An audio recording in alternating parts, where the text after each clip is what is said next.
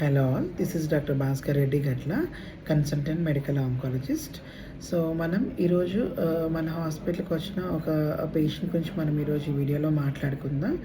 So తను వచ్చేసి ఒక 60 సంవత్సరాలు పైబడి ఉంటుంది.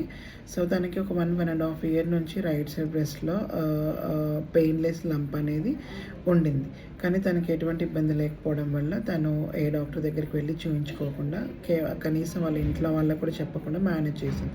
ఒక లాస్ట్ 3 to 4 months నుంచి తనకి నొప్పి రావడం స్టార్ట్ అయింది. ఎందుకంటే ఆ గడ్డ అనేది సైజులో పెరగడం వల్ల. అప్పుడు తను ఎంఎన్షి క్యాన్సర్ హాస్పిటల్కి అలా వెళ్ళి టెస్ట్లు అన్నీ చేయించుకొని లోకల్లీ అడ్వాన్స్డ్ బ్రెస్ట్ క్యాన్సర్ లాగా నిర్ధారణ చేయించుకుంది. వాళ్ళు అక్కడ కీమోథెరపీ ఇచ్చి తర్వాత సర్జరీ చేద్దామని ఆప్షన్ ప్రొవైడ్ చేశారు. అయినప్పటికీ కూడా వాళ్ళు వినకుండా వాళ్ళ రిలేటివ్స్లో ఎవరికో ఇలాగే బ్రెస్ట్ క్యాన్సర్ డయాగ్నోజ్ అయ్యి తను ఆయుర్వేదిక్ ట్రీట్మెంట్ తీసుకొని సర్జరీ చేయించుకుని తను క్యూర్ అయిపోయిందని చెప్పి వీళ్ళు పేషెంట్కి ఆయుర్వేదిక్ ట్రీట్మెంట్ మీద స్టార్ట్ చేయడం జరిగింది.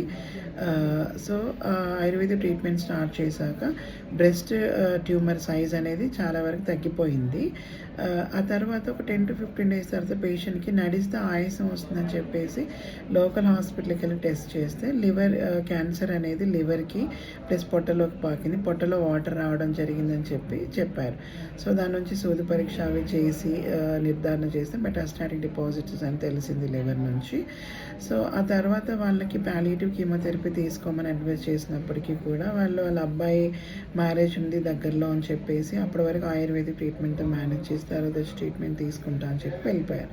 సో సడన్గా 1 day ఆయాసం ఎక్కువ అవడంతో మళ్ళీ ఎమర్జెన్సీకి వాళ్ళు మన హాస్పిటల్కి రావడం జరిగింది.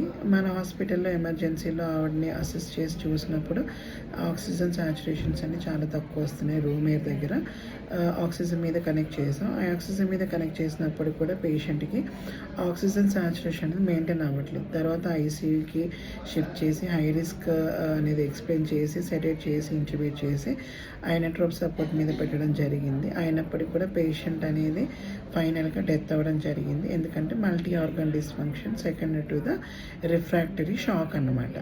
అంటే బీపీ అనేది ఎన్ని మందులు పెట్టినా కూడా బీపీ ఇంప్రూవ్ అవ్వడం వల్ల లివర్ రీనల్ ఫెయిల్యూర్ అనేవి రావడం జరిగింది. దాని ద్వారా పేషెంట్ అనేది ఎక్స్పైర్ అవ్వడం జరిగింది.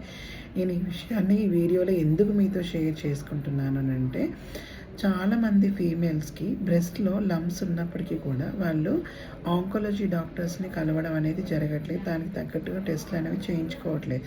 ఎందుకు అంటే ఆ గడ్డలు అనేవి పెయిన్ ఉండట్లేదు. మీరు గుర్తుంచుకోవాల్సిన విషయం ఏంటంటే breast cancer lumps 80 to 85% of the breast lumps are breast cancer అనేది పెయిన్లెస్గా ఉంటుంది. అది మనకి పెయిన్ వచ్చే స్టేజ్ వరకు వెళ్ళింది అని అంటే అది local advancement or stage 4 or last స్టేజ్లోకి వెళ్ళినప్పుడే మనకు పెయిన్ వస్తుంది. సో ఇలాంటి మిస్టేక్ ఎప్పుడు కూడా మీరు చేయకండి. సో ఈ ఇన్ఫర్మేషన్ని మీ ఫ్యామిలీ మెంబర్స్ ఫ్రెండ్స్ మరి షేర్ చేయండి. సో బ్రెస్ట్ క్యాన్సర్ని కనుక మనం ఎర్లీ స్టేజ్లో కనుక డిటెక్ట్ చేయగలిగినట్లయితే we can cure the breast cancer. So kindly like, share and comment. So చాలామంది చూస్తున్నారు వీడియోస్ కానీ ఎవరు లైక్ కానీ షేర్ కానీ చేయట్లేదు. So kindly do that. Thank you.